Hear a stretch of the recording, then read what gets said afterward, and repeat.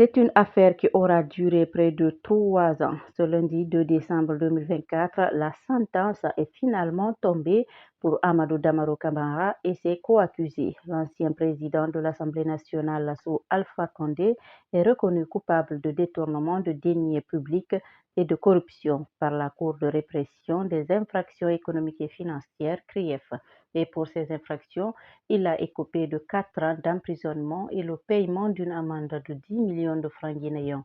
Il est à noter que plusieurs biens d'Amadou Damaro Camara étaient confisqués par l'État dans le cadre de cette procédure. Dans sa décision de ce lundi 2 décembre 2024, la Chambre du jugement ordonne à l'État guinéen la main levée sur ces différents objets du prévenu.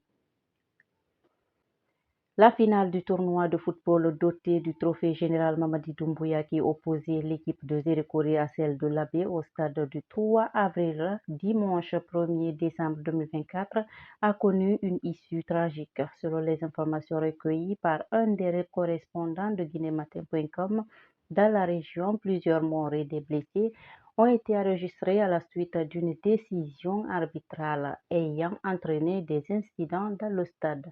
Le gouvernement guinéen a publié un premier bilan provisoire de la tragédie de 56 morts et plusieurs blessés, apprend-on dans un communiqué lu dans la matinée de ce lundi à la télévision nationale. Le gouvernement s'est également engagé à accompagner les familles endeuillées et assure que des enquêtes seront menées pour établir les responsabilités liées à ce malheureux événement.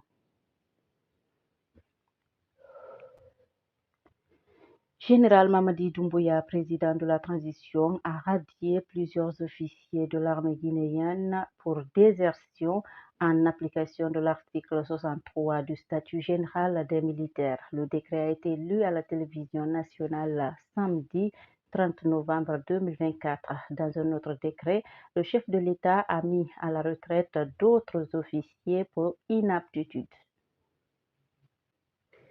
L'Alliance pour la paix et le développement de Guinée, sise au quartier Wanindara dans la commune de Matoto, a organisé dimanche 1er décembre 2024 une journée de sacrifice et de prière.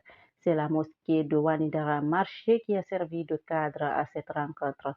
La démarche de cette structure vise à transformer cette localité longtemps considérée comme une zone de tension et de conflit, un symbole de résilience, de paix et de développement. L'occasion a été mise à profit pour solliciter les autorités de la transition d'apporter leur soutien et leur accompagnement face aux besoins urgents d'infrastructures et d'emplois qui s'imposent dans le quartier.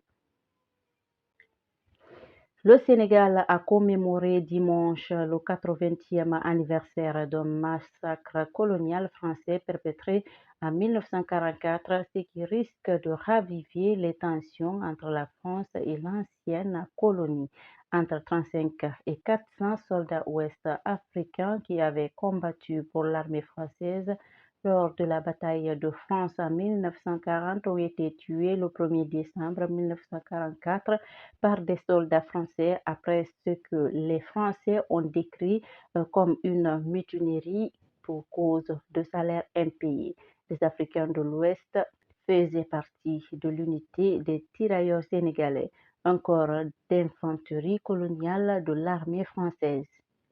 Selon les histoires, il y a eu de différends au sujet de salaires impayés dans les jours précédant le massacre, mais le 1er décembre, les troupes françaises se sont tournées vers les soldats ouest-africains pour la plupart désarmés. Ils les ont tués par balles.